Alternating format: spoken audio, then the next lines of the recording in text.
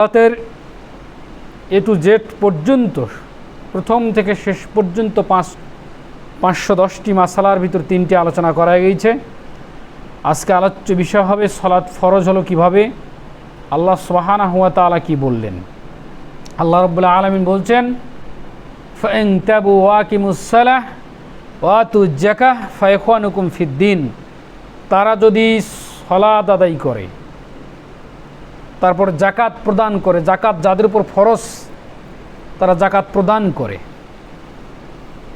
ভূমিকা ছাড়াই আগাতে হচ্ছে। মুসল্লির অবস্থা তো দিন দিন উন্নতি হচ্ছে, আলহামদুলিল্লাহ। আসলেও আলহামদুলিল্লাহ, না আসলেও আলহামদুলিল্লাহ। লাইন শাকারতুম, তোমরা যদি আল্লাহর শুকরিয়া আদায় করো, লাআজিদান্নাকুম, তাহলে আল্লাহ তোমার এই কৃতজ্ঞতার বিনিময়ে আল্লাহ তোমাদের মান মর্যাদা অর্থ সম্পদ সব কিছু বাড়িয়ে দেবেন। বলে আলহামদুলিল্লাহ। যারা মসজিদে আসেনি, দুইটা দোয়া করব, আল্লাহ হয় তাদের হেদায়েত দিক, আর না হয় আল্লাহ তাদেরকে ধ্বংস করুক জমিনের উপরে। ফাইজা কুদিয়াস সালাতু ফান্তাশিরু ফিল আরদ, সূরা জুমার ভিতরে আল্লাহ আলোচনা করেছেন জুমার দিনে অন্তত পক্ষে ওকে 1 ঘন্টা আগেই সব রেডি হয়ে আসার জন্য সুগন্ধি মেখে, কাপড় চোপড় পরে সুগন্ধি মেখে আগেই এখানে এসে হাজির হওয়া উচিত ছিল।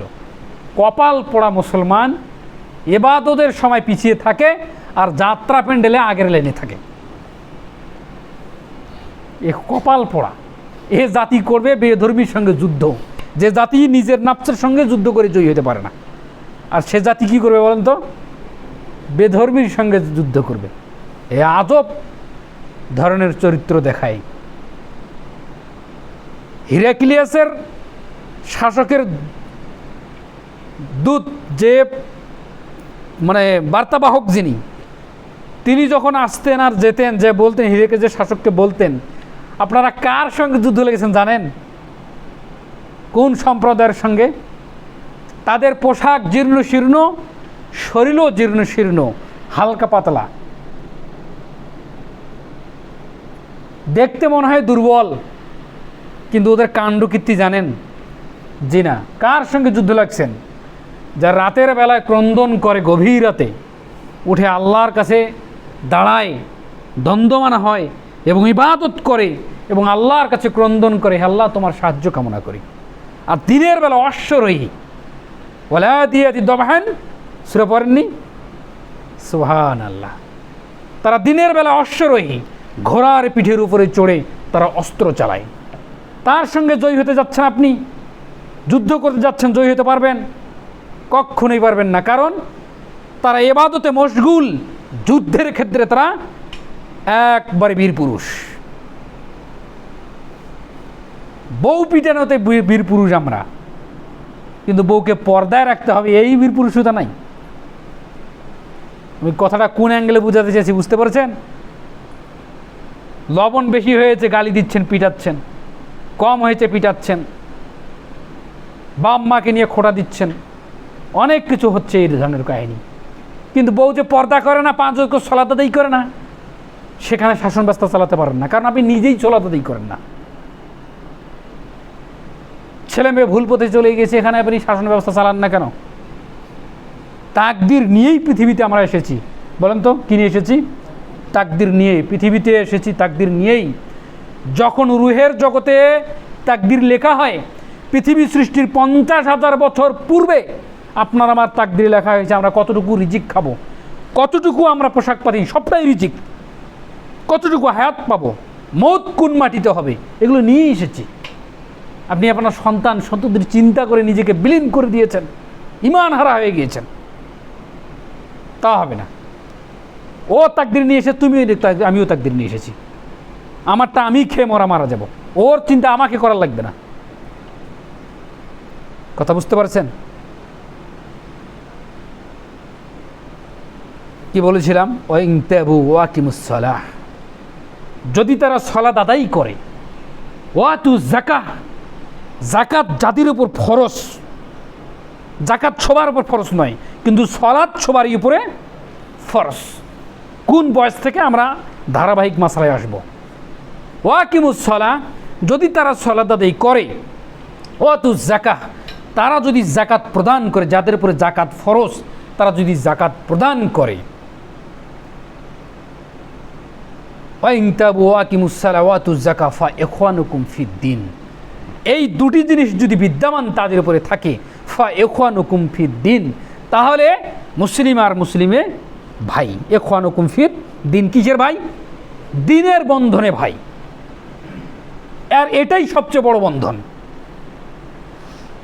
গত জুমায় না, খুতবার ওই ঈদের ময়দানে খুতবা বলেছিলাম যে এতটাই বন্ধন এক মুসলিম আর মুসলিমের উপরে, এতটাই সহানুভূতি দেখিয়েছিল যে আনসাররা যখন আনসারদের কাছে যখন মহাজিররা আসতো, তখন দুটো স্ত্রী থাকলে একটা তালাক দিত, যে ইদ্যত পূরণের পরে ওই ভাইকে দিয়ে দিত, তুমি বিবাহ করো। ওরা তো বিপদগ্রস্ত অবস্থায় এখানে এসেছে। যদি তাদের 2 বিঘা 2 একর সম্পত্তি থাকতো, 1 একর ওর নামে লিখে দিত। কথা বুঝতে পারছেন? এক মুসলিম আর এক মুসলিমের কতটা ভ্রাতৃত্ব বন্ধন ওরা তারা বজায় রেখেছিল, শুধু 2টি কারণে। কি কারণে? ওয়াকিমুস সালাহ ওয়াতুজ যাকাহ, এই সালাতের কারণে, এই যাকাত প্রদানের কেন্দ্রে। ফা ইখওয়ানুকুম ফিদ্দিন, তাহলে সে আমাদের দিনী ভাই। আর যদি সালাত না থাকে, আর যদি যাকাত প্রদান না করে ফরজ হওয়ার পরও, সে মুসলিম নয়, সে আপনার আমার ভাই নয়, আমি তোমার ভাই নই। আর কি কোনো ব্যাখ্যা দিতে হবে এখানে? কথা এই পর্যন্ত থাকলো। দালিল আদিল্লা কি বলছে, মুহাম্মদ সাল্লাল্লাহু আলাইহি সাল্লাম কি বলছেন, আমরা সেই দিকে আমরা আগাবো। আমরা 95 ভাগ 90 ভাগ 95 ভাগ মুসলিম রাষ্ট্র বলে নিজেকে অহংকার করি, পরিচয় দেই, বর্ত করি। 90 ভাগ যদি মুসলিম হয়, তাহলে পাশ্চাত্য ইহুদি খ্রিস্টানের কৃষ্টি কালচার কেন এই সমাজ চলছে? তার মানে এখানে বুঝতে হবে আমরা মুসলিম নাই, আমরা অমুসলিম অলরেডি হয়ে গেছি। নামে মুসলিম, আবদুল্লাহ, আব্দুর রহমান, জায়েদ, উসামা নামে মুসলিম, কিন্তু কর্মে আর ধর্মে মুসলিম নাই। শুধু ওই খাতা কলমে আপনি 90-95 ভাগ বলে নিজেকে উপস্থাপন করছেন জাতির সামনে, আর বিশ্বের সামনে উপস্থাপন করছেন, আর মায়ের খাচ্ছেন। ঘটনা এটা হচ্ছে। আর অনেক আলোচনা আসবে সামনে ইনশাআল্লাহ। এটা সূরা তাওবার 11 নম্বর আয়াত পড়লাম। এরপর বুখারীর এই হাদিস দিয়ে বুঝাবার চেষ্টা করব মুহাম্মদ সাল্লাল্লাহু আলাইহি ওয়াসাল্লাম কত কঠোরভাবে বলেছেন সালাতের ব্যাপারে। আব্দুল্লাহ বিন উমর রাদিয়াল্লাহু তাআলা আনহু قال رسول الله সাল্লাল্লাহু আলাইহি ওয়াসাল্লাম বুনিয়াল ইসলাম। বুনিয়ান শব্দটা তো না বুঝার কথা নয়, আরবি হলো। বাড়ির আজকে আমি ভিত্তি দেবো, বুনিয়াদ দেব। প্রথম যেদিন দেন সেদিন কি দেন বলেন তো? বুনিয়াদ বলি বা ভিত্তি বলি। তা বুনিয়াল ইসলাম, ইসলামের ভিত্তি কয়টি? 5টি। ঝিমাবেন না, জীবন ঝিমিয়ে ঠিক শেষ করে ফেলেছেন। এই ঝিমিয়েই সন্তানরা, নিজেরা, স্ত্রী সন্তান, পরিবার, আহাল পরিবার, এলাকা, পাড়া সব নষ্ট হয়ে গেছে এই ঝিমিয়ে। ওর সন্তান অপরাধ করেছে, আমি বললে তো খারাপ কিছু ওর বাপ বলবে, এটাই সমাজকে নষ্ট করে ফেলেছে। ছোট ছোট সন্তানরা বিড়ি খাচ্ছে, গাঞ্জা খাচ্ছে, নিষেধ করতে পারছি না কেন? এখন যদি 2টা তালা থাপড় দিয়ে ওকে সোজা করি, ওর বাপ এসেছে আমার বা ছেলে আমি শাসন করবো, তুমি কে? এই কথাটা যেদিন থেকে এসেছে সেদিন থেকে সমাজে অপরাধ বেড়ে গিয়েছে। এটা আজ থেকে 20 বছর পূর্বে, অর্থাৎ 2000-এর আগে এই ট্রেডিশন ছিল না। একটা ময়মুরবিদগুলো আতঙ্কিত তো ছেলেরা, এর বিড়ি টানবো ওদের সামনে আমরা, না এটা চলবে না। কিন্তু এমন একটা পরিস্থিতি, বাপের বয়সে, দাদার বয়সে, পরদাদার বয়স, ওর কাছে যা সিগারেট বিড়ি নিয়ে দোকানে খাচ্ছে। কে খাচ্ছে জানেন? ক্লাস 8-এ পড়ে, ক্লাস 4-এ পড়ে, 5-এ পড়ে, 6-এ পড়ে, এই ধরনের ছেলেরা নষ্ট হয়ে গেছে। বুনিয়াদ খারাপ, সন্তানদেরকে আমরা নষ্ট করেছি। শিক্ষক পিটাতে পারে, পিটালে আমরা অভিযোগ করে থানা পর্যন্ত চলে গিয়েছি, হচ্ছে না এইসব? আবার শিক্ষকেরও আছে পিটাও, তো এমনভাবে পিটায় যাতে মারা না যায়। মারি তো আমরাও খেয়েছি শিক্ষকের হাতে, মাথাটা টেবিলের তো নিচে পিঠে ফাটিয়ে দিয়েছে। অনেকগুলো কারণ আছে সমাজ ধ্বংস হওয়ার। শাসন ব্যবস্থা, আল্লাহ বলছেন প্রথম যাবে শাসন ব্যবস্থা। কিয়ামতের লক্ষণের প্রথম যাবে কি বলেন তো? শাসন ব্যবস্থা। সর্বশেষ যেটা যাবে সেটা বলছেন আসসালাত, সালাত চলিয়ে যাবে। সমাজ থেকে সালাত থাকবে না। 90% মুসলিম পরিচয় দিচ্ছি, কিন্তু মসজিদে মুসল্লি 90টা নাই। জুমার দিন হিসাব আপনি করিয়েন না, কখনোই না জুমার দিন হিসাব করবেন না। আপনি ফজর দেখেন, 5 ওয়াক্ত সালাতের মুসল্লি দেখেন, আপনি 90টা মুসল্লি এক মসজিদে করতে পারবেন না। কি বলেন? এটা নয় ছোট মসজিদ, সেটা ভিন্ন কথা। আর হাট বাজারের হিসেব করিয়েন না, যেগুলো জামাতি মসজিদ। হাট বাজার তো বিভিন্ন এলাকার লোক হয়, এই জন্য জমা হয়। ওইখানকার একটা, এখানকার একটা, এখানকার একটা, এখানকার একটা, কুড়ে কুড়ে কিছু মানুষ হয়। কিন্তু একটা জামাত যখন 100 বাড়ি থেকে 150 বাড়ি 200 বাড়ি থেকে একটা মসজিদের আয়ত্তে, আপনি দেখবেন 90টা তো দূর, 9টা পাবেন না আপনি। আশ্চর্য। বনিয়াল ইসলাম আলা খামসিন, খামসিন মানে 5, খামসিন শাহাদাতান আন লা ইলাহা ইল্লাল্লাহ। ইসলামের ভিত্তি বুনিয়াদ হচ্ছে, স্থাপিত হচ্ছে 5টি। 1, শাহাদাতান লা ইলাহা ইল্লাল্লাহ, এই বলে সাক্ষ্য দেওয়া যে আল্লাহ ব্যতীত সত্য চূড়ান্ত কোনো আর ইলা নেই, আর কোনো রব নেই। এইভাবে সাক্ষ্য দিতে হবে। লা ইলাহা ইল্লাল্লাহ, আল্লাহ ব্যতীত কোনো মাবুদ নেই, এ অর্থ ভুল। এ অর্থ ভুল। কি বলতে হবে বলেন তো? লা ইলাহা ইল্লাল্লাহ, আল্লাহ ব্যতীত সত্য কোনো মাবুদ নেই। এই সত্য বা চূড়ান্ত কথাটা লাগাতে হবে। অসত্য মাবুদ অনেক আছে। আজালাল আলিয়াতান ইলাহু ওয়াহিদ ইন্না হাযা শাইউন উজাব। এতগুলো মাবুদকে এক করে দিল। 360টি মূর্তি ছিল না কাবার ভিতরে? তাহলে এগুলো তো মাবুদ বলে ওরা মানত। সব মাবুদকে লাঠি মেরে, লাঠি দিয়ে চুরমার করে দিয়ে একটা করে দিল। তাও নাকি আবার সপ্তম আকাশের উপরে থাকে।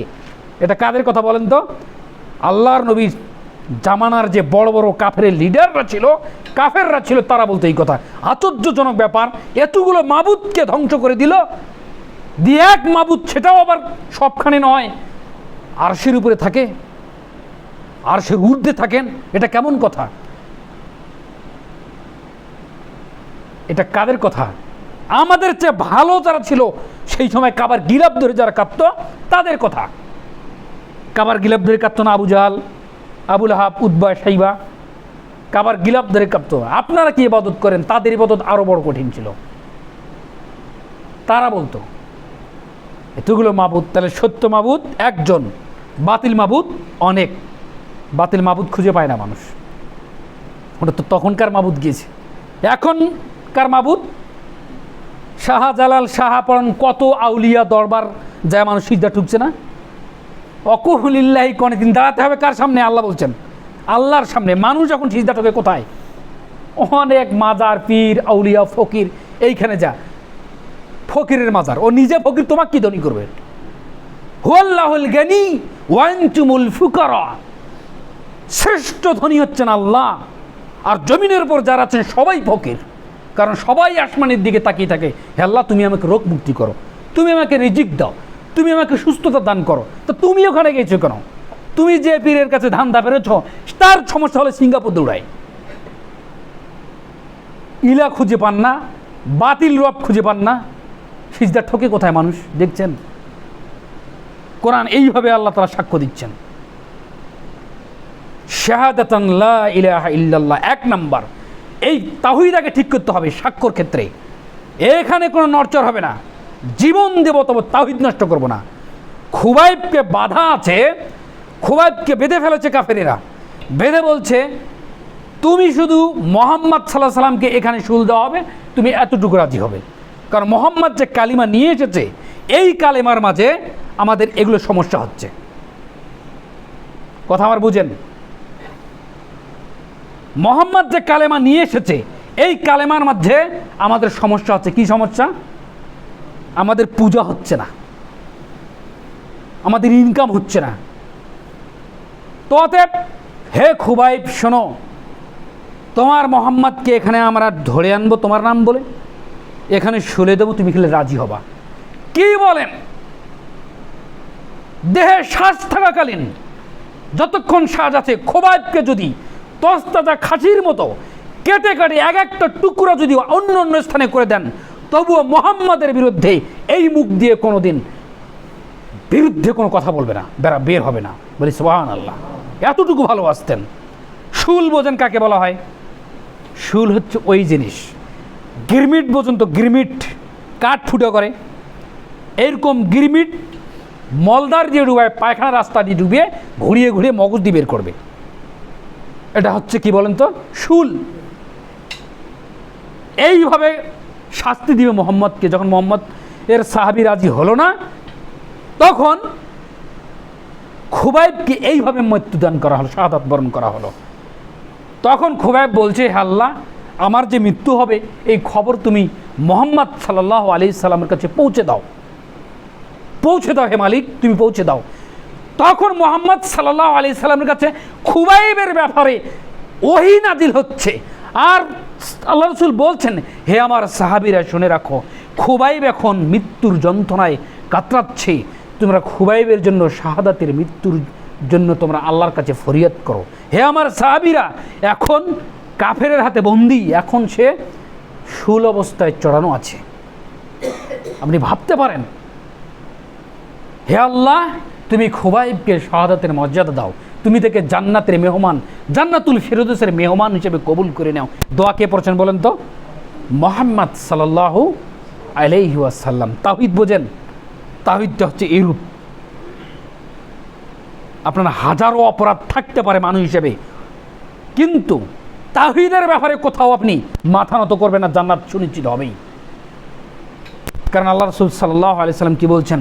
যার সর্বশেষ চূড়ান্ত বাক্য হবে লা ইলাহা ইল্লাল্লাহু ওয়া আন্না মুহাম্মাদুর রাসূলুল্লাহ, এই বাক্যর পরে যদি কেউ ইন্তেকাল করে, চূড়ান্তভাবে আল্লাহ সুবহানাহু ওয়া তাআলা তাকে জান্নাত দাখিল করবেন। লা ইলাহা ইল্লাল্লাহ ফাদাখুলুল জান্নাহ, হাদিসটি এইভাবে এসেছেন সহিহ বুখারী মুসলিমের। তাহলে তাওহীদের কি দাম? তাওহীদে মুসলিম বোঝে না। তাওহীদ বুঝলে কি আর গণতন্ত্র, সেকুলারিজম, কমিউনিস্ট এটা সেটা করে বেড়ায়? তাওহীদই বোঝে না। ওয়াল্লাহি, আল্লাহর কসম করে বলছি, যদি তাওহীদ বুঝতো এই জাতি, এই আব্দুর রহমান আব্দুল্লাহ নামে যত মুসলিম রয়েছে, মুসলমানের নাম লকব নিয়ে যত মুসলিমের দেশের মাটিতে আছে, যদি তাওহীদ বুঝতো, ওয়াল্লাহি, আল্লাহর কসম, সমস্ত মতাদর্শকে, সমস্ত দলবলকে লাথি মেরে ওই দিক থেকে ফিরে এসে তারা আল্লাহর কালিমা নিয়ে দাঁড় হতো। কিন্তু তাওহীদই বোঝে না। তাওহীদ বুঝলে কি আর ওই একটা সিম গাছ নতুন গেড়েছে, ওখানে একটা বারুন টেঙ্গে দেয়? ওর ভরসা কোথায় এখন বলেন তো? ওই বারুনটার উপর। কেন? এই গাছটার উপর যেন কেউ নজর না লাগে। ওর ইমান আমল ওখানেই মানে সব নষ্ট হয়ে গেছে, টেরে পায়নি।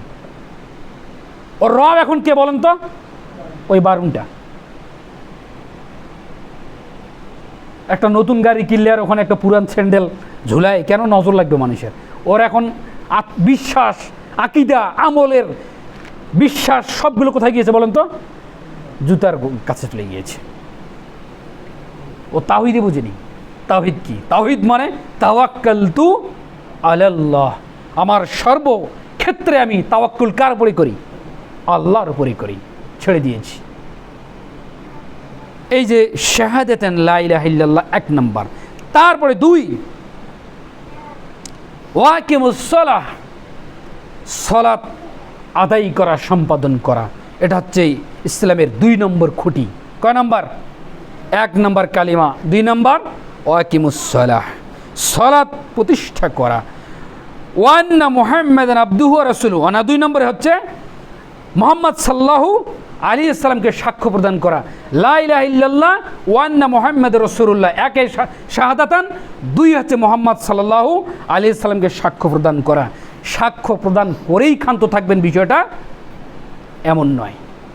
মুহাম্মদকে সাক্ষ্য দেওয়া মানে মুহাম্মদের টোটাল 23 বছর নবুয়ত জীবনের আদর্শটাকে আপনি মনে প্রাণে ধ্যানে জ্ঞানে কর্মে, কি বলেছি বলেন তো? মনে প্রাণে ধ্যানে জ্ঞানে কর্মে আপনি বাস্তবায়নের জন্য আপনি যুদ্ধ চালাতে হবে। কথাটা আপনার কড়া হয়ে গেল, যুদ্ধ চালাতে হবে। আল্লাহ রাসূলের ইন্তেকালের অনেক বছর পর ঈদগার ময়দানে সালাত আদায় করতে গিয়েছিলেন আবু সাঈদ খুদরি নামে এক সাহাবী। বিশিষ্ট সাহাবী। কথাটা খুব ভালোভাবে শুনেন। এই হাদিসটি আজকে শেষ জুমার খুতবায় 4 নম্বর মাসালা। তো মুয়াবিয়া সলাতের আগে খুতবা দিবে। কখন দিবে বলেন তো? সলাতের আগে খুতবা দিবে। আর এক সা হচ্ছে ফিতরা, উনি ইরাকে দিয়ে ইরাকের মাপে হাফ সা করবেন খুতবার মাধ্যমে। তো যখন খুতবা দিতে চড়বেন তখন আবু সাইদ খুদরি পিছন দিক থেকে জুব্বা টেনে ধরেছেন। এখন আপনি খুতবা দিতে চড়ছেন মানে আল্লাহ রসুল সলাতের পর খুতবা দিতেন। তখন মুয়াবিয়া ঝটকা দিয়ে বলছে, সরো, সলাতের পরে মানুষ খুতবা অনেকে শুনে না, আমি আগেই দেব। তখন আবু সাইদ খুদরি বলছে, ওয়াল্লাহি আল্লাহর কসম করে বলছি, মুহাম্মাদের আদর্শের ভিতরই হচ্ছে এর হেদায়েত, এর বাহিরে হেদায়েত নয়, এর বাহিরে গোমরা। হয় আপনি আল্লাহ রসুলের চাইতে হেদায়েত প্রাপ্ত দেখাচ্ছেন, আর নয় আপনি গোমরা হয়ে গেছেন। এই ঈদের সলাতে আমি সলাতে আদায় করবো না যেখানে মুহাম্মদ সাল্লাল্লাহু আলাইহি সাল্লামের আদর্শ নেই। ওই ঈদগাহ ময়দান থেকে আবু সাইদ খুদরি বের হয়ে চলে গিয়েছেন। অথচ মুয়াবিয়া একজন সাহাবী, মুয়াবিয়া আল্লাহ রসুলের শালা। কথা বুঝতে পারছেন কি বলছি? আমি আদর্শ দেখাচ্ছি। এখনো প্রায় ইয়াতে দেখবেন যে ঈদের সলাতের আগেই বক বক বক বক বক বক করা হয়। এই অথরিটি কে দিয়েছে তোমাকে? আপনি মুহাম্মদের আদর্শ দেখেন। তারপরে আবু সাইদ খুদরি বলছে, আল্লাহ রসুল সলাত আদায় করতেন, তারপরে খুতবা দিতেন, তারপরে মহিলাদের জন্য উপদেশমূলক বক্তব্য দিতেন, তারপরে দোয়া করতেন, তারপরে তিনি একবারে নেমে হেঁটে তার গৃহে প্রবেশ করতেন, চলে যেতেন। আপনি এর বিপরীত করছেন মানে যার ইচ্ছা হয় খুতবা শুনবে, যার ইচ্ছা হয় না সে খুতবা না শুনে চলে যাবে। এখানে আল্লাহ রসুল সাল্লাল্লাহু আলাইহি সাল্লাম কঠোরতা অবলম্বন করেনি। আপনি মানুষকে বাধ্য করবেন মানে, তবে শোনা ভালো, তবে খুতবা শোনা জরুরি, শুনবেন। উঠে যাবেন কেন? আর আপনার প্রয়োজন যদি আপনি উঠে যাবেন সেটা ভিন্ন কথা। ওই ঈদগাহ ময়দানে আবু সাইদ খুদরি মানে, আবু সাইদ খুদরি কেমন সাহাবী বলতে হবে। অনেক বিবরণ দিয়েছি আবু সাইদ খুদরি সম্পর্কে, ওই দিকে আমি আর আগাচ্ছি না। আবু সাইদ খুদরি মানে ওমরের বাড়িতে যে বলছে আসসালামু আলাইকুম, কে বলছেন? না, ইবনে মাসউদ বলছেন আসসালামু আলাইকুম, আসসালামু আলাইকুম, আসসালামু আলাইকুম। ওমরের বাড়ি থেকে কোনো সাড়া আসেনি। জামানাটা উমর রাদিয়াল্লাহু তাআলা আনহুর। তারপরে ফিরে এসেছেন। তারপরে উমর বলছেন, এই ইবনে মাসউদ, তোমাকে আমি বলেছিলাম যে আমার বাড়িতে তুমি যাবে, কিন্তু যাওনি কেন? বলছে গিয়েছিলাম কিন্তু কোনো সাড়া পাইনি। কারো বাড়িতে গেলে 3 বার সালাম দিতে হয়, সাড়া না পেলে ফেরত আসতে হয়। আপনি অপেক্ষা করবেন সেটা ভিন্ন কথা, কিন্তু যে ঠোক ঠোক ঠোক ঠোক কইবে, দাদাবে, চাচাবে, এটা শরীয়ত সম্মত নয়। মুসলিমের বাড়ি হবে আসসালামু আলাইকুম, 3 বার দিবেন, সারা আসবে, কোলে দিবে, তারপরে কথাবার্তা, তারপরে যা করার হবে। তখন ইবনে মাসউদ বলছে ওমর রাদিয়াল্লাহু তাআলা আনহু কিন্তু এই হাদিস জানতেন না যে 3 বার সালাম দেওয়ার পর সারা না আসলে ফেরত আসতে হয়। এই হাদিস আবার ওমর রাদিয়াল্লাহু তাআলা জানতেন না। তখন বলছে, হে ইবনে মাসউদ, কথা খুব সাবধানে বলো, ঘটনা কিন্তু এরূপ আমি শুনিনি। তোমার পেট পিঠ চেড়ে আমি তোমাকে শাস্তি দেব যদি ঘটনা অনুরূপ না হয়। ইবনে মাসউদ ভয়েই একেবারে জড়সড়। তখন দৌড় কিছু সাহাবীর কাছে যে বলছেন, ঘটনা তো এইরূপ হয়ে গিয়েছে, উমর যে মানুষ, ঘটনা তো ঘটাবেই। তখন আবু সাইদ খুদরি বলছে, আমি সবচেয়ে ছোট সাহাবী, আমি সবচেয়ে ক্ষুদ্র সাহাবী। খুদরি মানে আবু সাইদ খুদরি, তার 5 হলো ছোট্ট ছোট্ট। উমর এই কথা বলবে মানে আমি সাক্ষ্য দিচ্ছি আল্লাহ রাসূল এই কথা বলেছেন। তখন উমরের সঙ্গে সাক্ষাৎ হয় সাহাবীদের অন্য সাহাবীদের। তারপরে বলছেন, তুমি এত বড় হুমকি কাকে দিচ্ছ? আল্লাহ রাসূলের সাহাবীকে এত বড় হুমকি দাও মানে?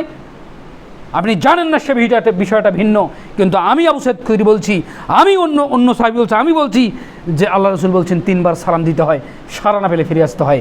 এটাই ঘটেছে সাহাবী, আপনি রাগ কাকে দেখান? তখন ওমর তো খুব চালাক মানুষ, বলছে, রে আমি তো এই জন্য তাকে এই ঘটনা বলেছি, আল্লাহ রাসূলের নামে কোনো হাদিস জাল হয় নাকি? আল্লাহ রাসূলের নামে কেউ মিথ্যা হাদিস তৈরি করে নাকি?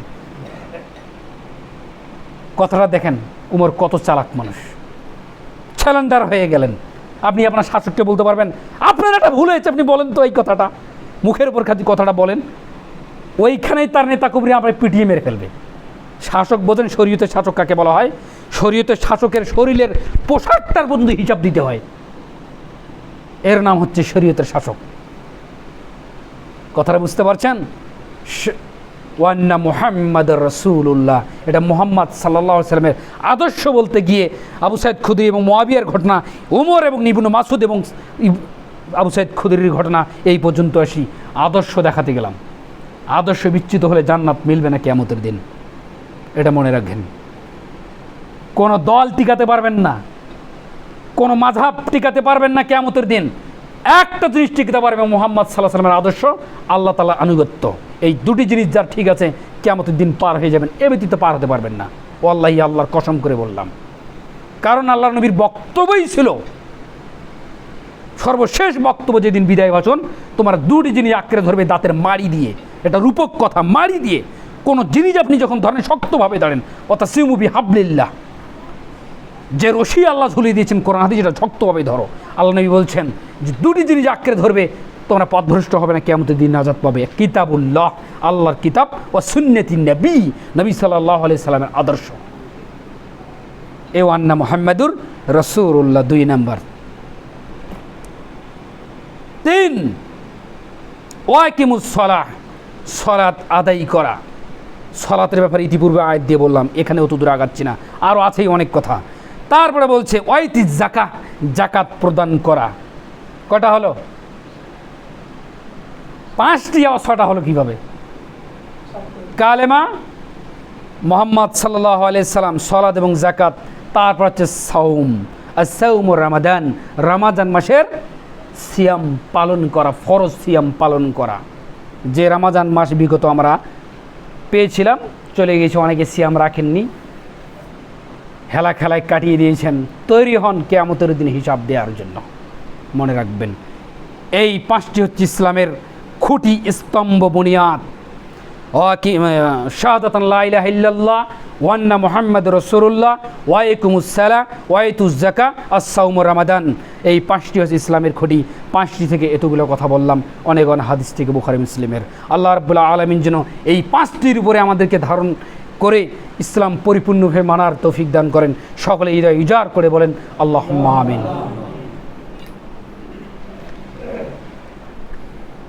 আলহামদুলিল্লাহি ওয়াহদা, ওয়াসসালাতু ওয়াসসালামু আলা মান লা নাবিয়্যা বাদা। ইন্নাল্লাহা ওয়া মালাইকাতাহু ইউসাল্লুনা আলান নাবী ইয়া আইয়ুহাল্লাযীনা আমানু ইউসাল্লু আলাইহি ওয়া সাল্লিমু তাসলিমা। আল্লাহুম্মা সাল্লি আলা মুহাম্মাদিন ওয়া আলা আলি মুহাম্মাদ কামা সাল্লাইতা আলা ইব্রাহিম ওয়া আলা আলি ইব্রাহিম ইন্নাকা হামিদুম মাজিদ।